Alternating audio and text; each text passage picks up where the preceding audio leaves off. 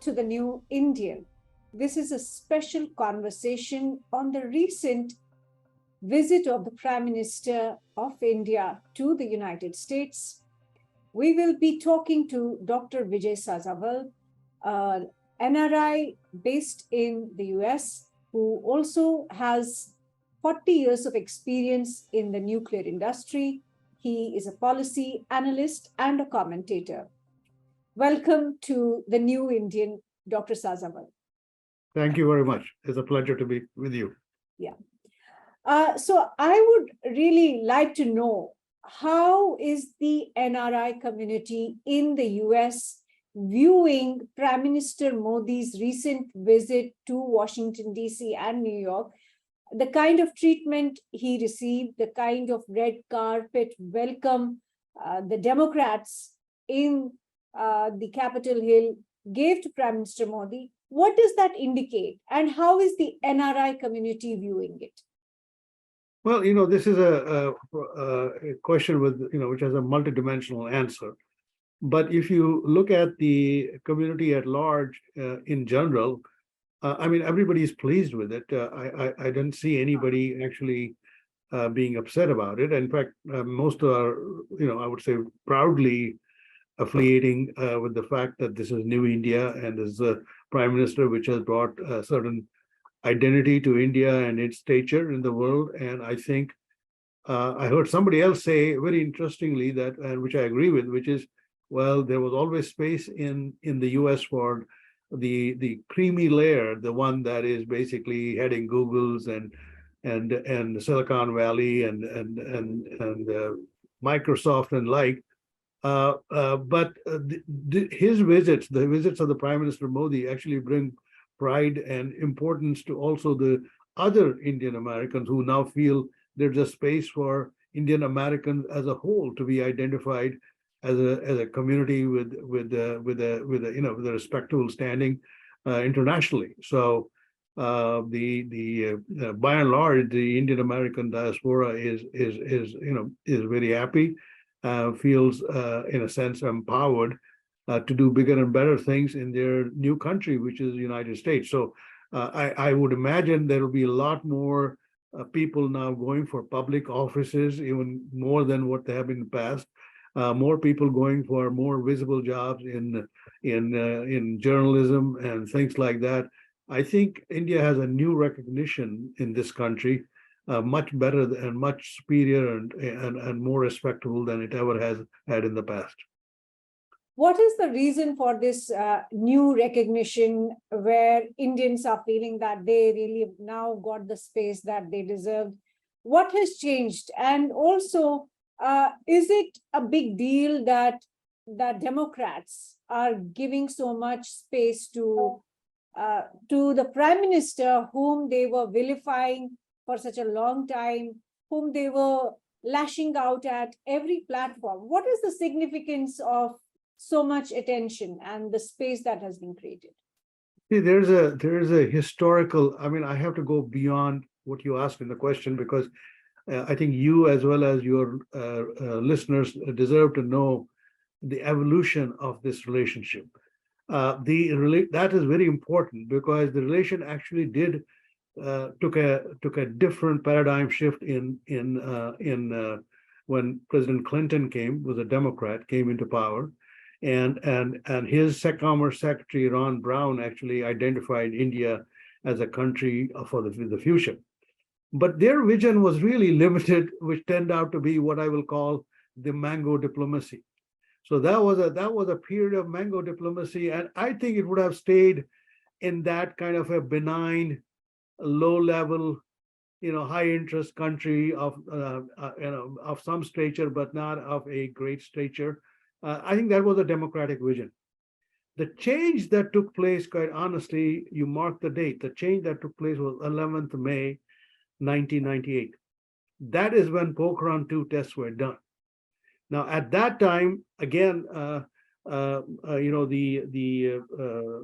Secretary of State Albright, Madeleine Albright, actually came out with a very controversial statement where she denounced India and as well as said India has dug its own grave again, forgetting the religious sentiments such a thing would imply in a country like India, which was again their lack of their knowledge. But what that did actually was that triggered the discussion that took place between Jaswant Singh, the foreign minister at that time in Vajpayee government, and the deputy U.S. Secretary of State, Stroop Talbot.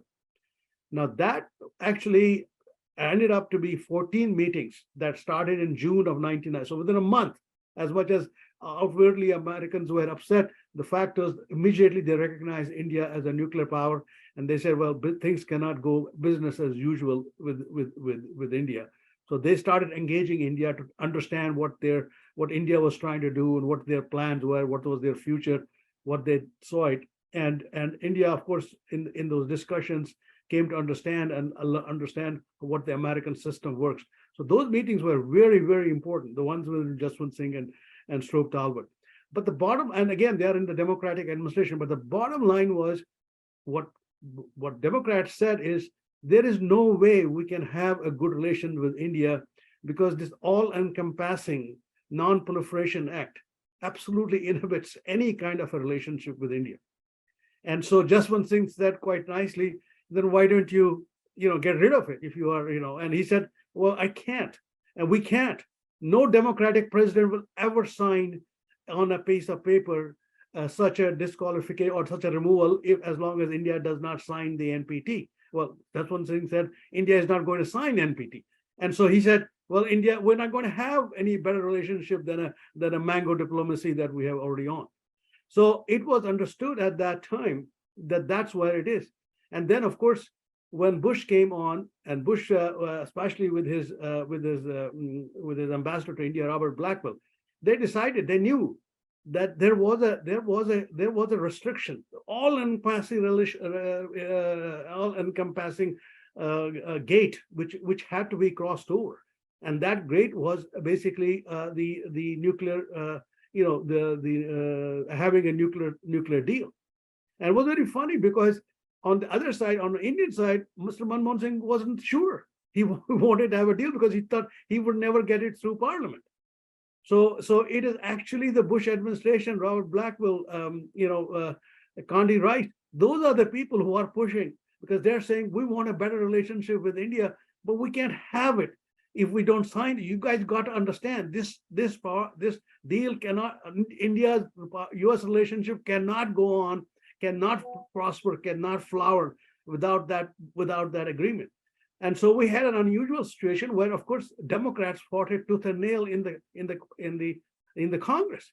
They said, no, India has not signed NPT. It doesn't deserve any better. We are great. Indians are great. We are friendly people, but that's where it was going to be. So what you saw at the end was that gate opening up. And the gate had really nothing to do with the commerce in the reactors. And Condi Rice, who was the Secretary of State at that time, actually admitted that publicly in both in Congress as well as in private. It had more to do with strategic partnership with India, perhaps with an emphasis on defense.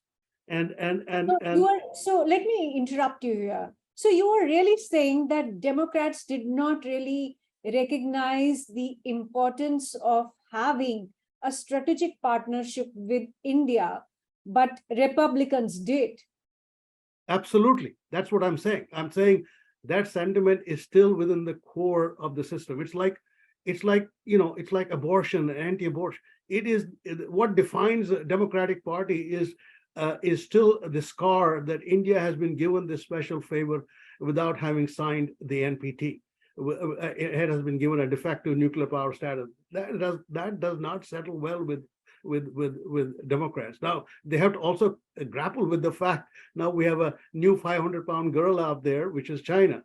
And here's the irony: if you look at the relationship today, I would say what we're dealing with today is really U.S.-China 2.0 plus. Yes. So U.S.-India relationship really is U.S.-China 2.0 plus. And I say that because this is exactly the same system how US operated then in mid-70s, late 70s, early 80s, where they defined China as being strategic partner because we were worried about Soviets, and everything that they're saying right now is exactly what they did then. And I'm saying only the plus part. The plus part is indeed true. The plus part is there's got lot more emphasis in this relationship on the defense and security issues, and there was less on that in with China, which had more to do with commercial and commerce and manufacturing. But the accent of the relationship was very similar. I mean, Clinton administration and followers, they all went into the World Trade. I mean, they did everything possible to make Chinese life easier. Chinese stature in the world is because of the American help. And in a way, you can see that's what they are doing here. And in a sense, quite frankly, that is both a moment of happiness, but also a moment of apprehension. If Democrats did not understand the significance of strategic partnership with India, what has changed now that they think that India is significant and there has to be a strategic partnership? In fact, President Joe Biden, on the day Prime Minister Modi was visiting Washington, D.C., a day before, Joe Biden called Xi Jinping a dictator. So even as Antony Blinken had gone to Beijing to meet Xi Jinping, we have seen some confusing signals from the Joe Biden administration. On one hand, we saw like last 1 year, very aggressive posturing against China, very aggressive posturing over Taiwan and also Tibet. All the issues, that were almost in the cold storage were being raked up last 1 year. But now, just in the last 1 month, we are seeing Joe Biden administration mellowed. They are reaching out to Beijing. But just before Prime Minister Modi was visiting and meeting Joe Biden, he called Xi Jinping a dictator, as if it was a message to China. Well, that is, those are the contradictions that exist in the Democratic Party. In a sense, they don't only apply to China, they also apply to India. So you will have different organs of the government saying different things and contrary things, which don't really all make, sort of in a holistic manner, make sense. They seem to be all pieces of the, pieces that are flowing from different people. I mean, if you think about it, what Tony Blinken said in Beijing was that we accept that Taiwan is not an independent country.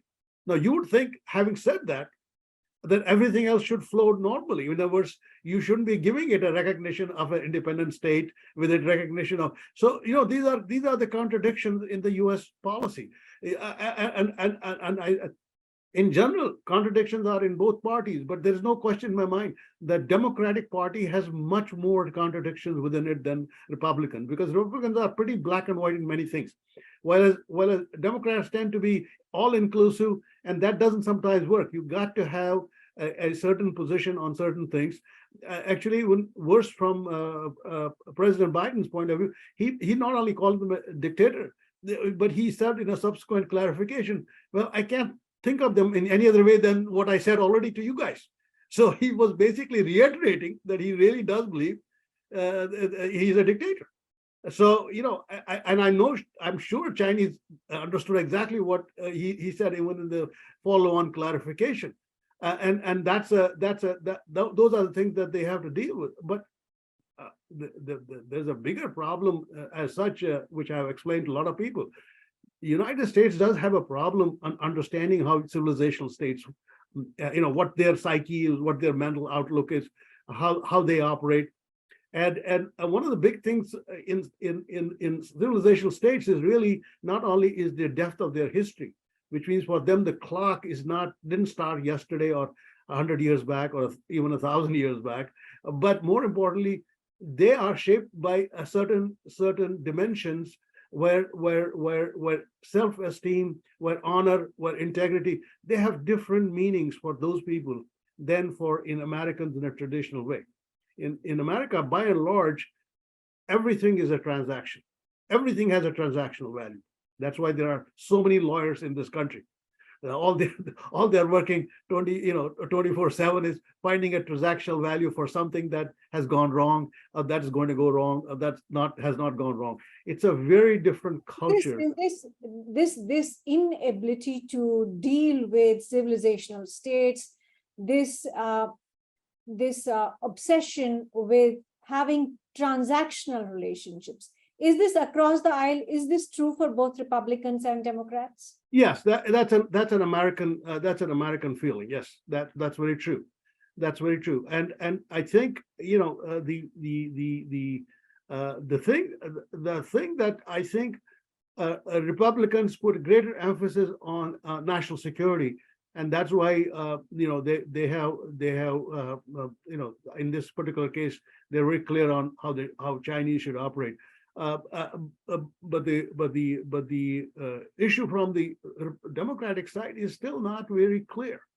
I mean, there's already, if you look at the domestic politics within the U.S., you will see Republicans always charging that that the Biden administration has not been very, very strong against China. They have not really done, at the end of the day, a lot of rethreading of the supply chain.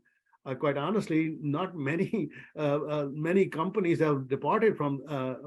I mean, even in Trump's time, he tried very hard to get those companies leave China, but they don't. And of course, Chinese are wooing American CEOs, like we would do to our in-laws. So they are doing a really good job of that.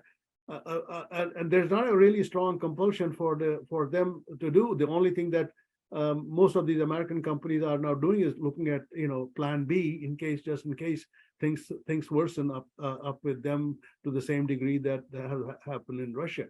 So, but there is not a desire to really leave China, and I don't think that's what's going on. So, as a policy analyst, if you were asked what is the real status of US-China relationship and US-India relationship, given the kind of U-turns Democratic Party has made, the kind of U-turns Biden administration has made, what exactly is their view of China relationship versus US-India relationship? What do they exactly do? Because many people might think that this grant Mr. Modi received that has now suddenly replaced China as the most strategic, important partner of the United States of America. Well, I think the Chinese American relationship is really not going to be substantially different than what it is today for at least another two dozen years, or another two decades. Even if United States were to walk away in a sense from China, they cannot disentangle it themselves that easily. Chinese own probably more treasury notes than U.S. treasury notes than even U.S. holds right now. I mean, China is very intricately involved with American economy. It can really do a lot of things that Americans will not like if it really wants to, and I think Americans understand that.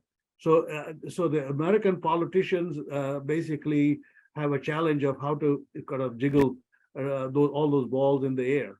And quite frankly, media in this country is very polarized. I mean, media in the United States is much more polarized than in India, much more polarized than in India, and so you really never hear what the true aspect or objective discussion is. There is never an objective discussion about China because it's one party versus the other party. That's how it works out.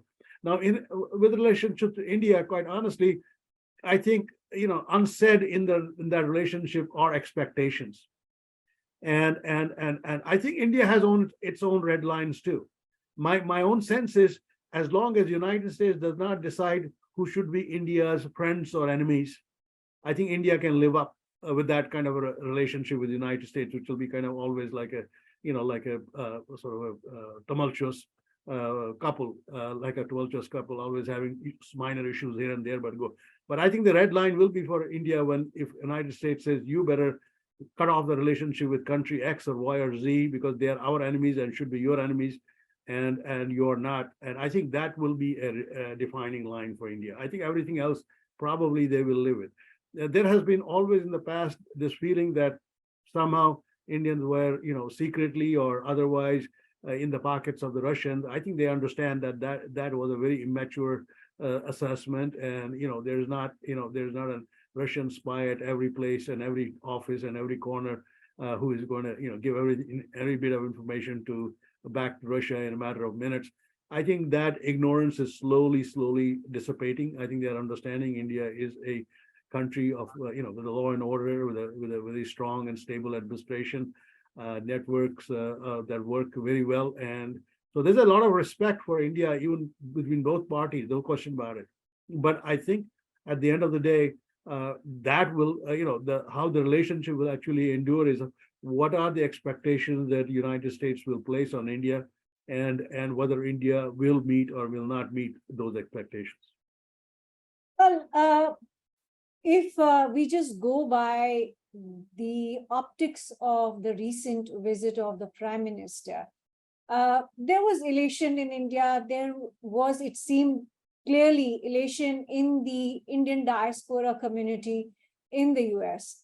But I would really like to know is how are Americans, whether Republicans, Republicans, how are they viewing it? How did they view Prime Minister Modi's visit? We know that Prime Minister Modi, when Trump was the president, he did have a great rapport with President Trump as well.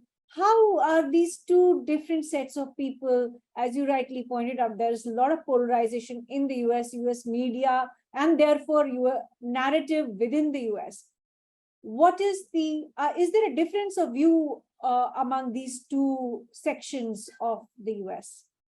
Well, you see, one of the interesting things, your Biden administration is a very unique administration because, quite honestly, he's not very much involved in day-to-day affairs of the country. But if I go specific to the foreign policy is primarily in the hands of three people. One is the National Security Advisor Jake Sullivan. The other one is the Secretary of State Tony Blinken. And the third one is the head of the CIA, Burns. These are the three people that run the foreign policy. Now, what is interesting in those three people is two of them are pro-Indian, clearly, which is Jake and Tony. So that makes this relationship strong because two out of the three, third is not anti-India, he's just neutral. And so with these two strong people, so in a sense, a lot of this relationship right now, honestly speaking, is invested in those two people from the US side. And I would argue that if these two guys were not there, the nature of this relationship today, the kind of treatment that Modi received may have been a little different. I can't say, of course, we are only speculating, but I know these two people from the past, how they have felt about India. So I think a lot of this relationship is driven by rather those people than as much as by others. But then Congress took a long time to decide whether or not they were going to invite Modi again. And there was a lot of work actually done to behind the scenes to actually convince Congress, because the idea is, one party may sign on, the other may not. And there was a feeling at that time, again, I'm not going to name which party didn't want to sign, but one party was not sure they will sign on. So eventually all that worked out, and a lot of that effort actually goes to the credit of Indian Americans, and both Indian Americans who were elected to the offices and Indian Americans who are basically behind some of the other big strong people in the both Democratic and Republican party. So as a result, that thing came through, and of course, again, you shouldn't read too much about that. I'll tell you a nice history. 1961 was a great year when Mr. Kennedy was the president of this country, Democratic president, wonderful, popular, very popular, high on democracies around the world, ends up inviting a very important person in July of 1961. He is given a state visit. If you see the videos of that time, the guest, when he arrives in Washington, D.C., is almost treated like Caesar as he enters Rome. I mean, there are bugles, there are flags. I mean, I can send it to you there because that's the matter of record. And he is given an honor which very few have been given then, before then, or that after, which is he's given an honor to stay at the Mount Vernon, the home of George Washington. You know, they usually put them next to White House, and of course, our Prime Minister stayed at the hotel. But and you know who that gentleman was? Pakistani President Mr. Khan and his daughter. Ayub Khan and his daughter were the state guests in 1961. So Ayub Khan was. Yes, General Ayub Khan. Again, why? Because remember, this is the time when Peshawar base is the most important base CIA had. It's running all kinds of programs over Soviet Union using the Peshawar Air Base with U-2s and all that. Pakistan is a member of CENTO and CENTO. So all these things, talk about applauses. How we counted how many applauses we got. Well, I'll give you only recent more example. Juan Guaido. I don't know whether you know the gentleman. Juan Guaido was a guest of. He was de facto called the president in waiting for Venezuela. He received a standing ovation in the House. Today, nobody knows his name because we decided to stick a deal with the Venezuelan government and obtain the oil from them, and that person just disappeared from the scene. He was challenging the Maduro government in Venezuela. So what I'm saying is, and this is very recent. So what I'm saying is, don't go too much, don't read too much into these things. This is all an instrument of U.S. foreign policy. It's a matter of, that's why I say it's a matter of today and tomorrow for this country. They don't really look at the past and decide, oh, should we have done this thing, or is it appropriate for not to do it? These are very strong transactional relationships. India has a value right now for the U.S. perspective. And quite honestly, we should capitalize in the sense that India needs to capitalize on it as much as the United States is capitalizing. So it has to be balanced relationship, but let's not get emotional about it, quite honestly, because these relationships are really dictated not by the we as a civilizational state tend to think of them much broader than they should be, and the truth is this is a transactional relationship. We have a certain value for United States this time, and they have a certain value for India at this time. We do need that high technology and all that stuff. So we need to make hay while the sun shines. Well, you're right that in fact Indians did not make much about it. In fact, Indians were fuming at President Barack Obama for talking about minorities in India and giving us sermons about how we should be treating minorities. And Finance Minister, no less, Finance Minister of India actually made an official rebuttal to his statement. So clearly, India is not getting carried away. It's not getting emotionally carried away by the reception that Modi was given. So I would like to understand that, do Americans also understand, or do Americans also think what President Obama basically talked in that interview on Amanpour's show? Do average Americans also think like him the way he does about India, where he's expressing concern about minorities? Is that a general view? See, the problem is, there was a poll here conducted a week or 2 weeks back.